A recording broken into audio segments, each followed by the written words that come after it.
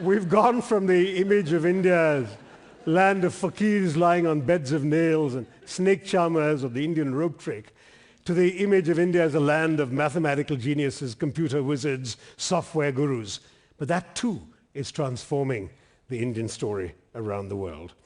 But there's something more substantive to that. The story rests on a fundamental platform of political pluralism. It's a civilizational story to begin with, because India has been an open society for millennia.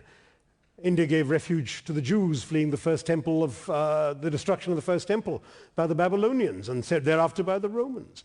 In fact, legend has it that when doubting Thomas, the apostle, St. Thomas, landed on the shores of Kerala, my home state, somewhere around 52 AD, he was welcomed on shore by a flute-playing Jewish girl.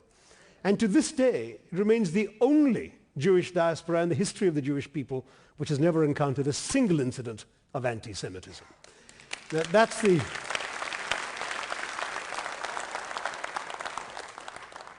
the Indian story. Islam came peacefully to the south, slightly more differently complicated history in the north, but all of these religions have found a place and a welcome home in India.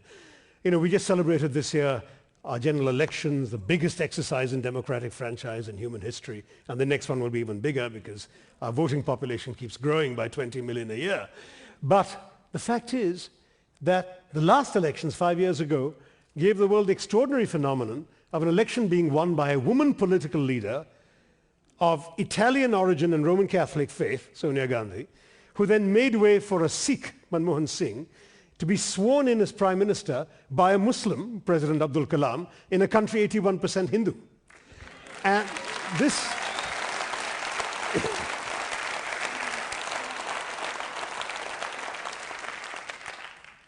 is India, and of course it's all the more striking because it was 4 years later that we all applauded the US, the oldest democracy in the modern world, more than 220 years of free and fair elections, which took till last year to elect a president or a vice president who wasn't white, male, or Christian.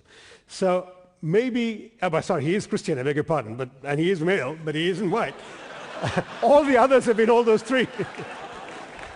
All his predecessors have been all those three, and that's the point I was trying to make.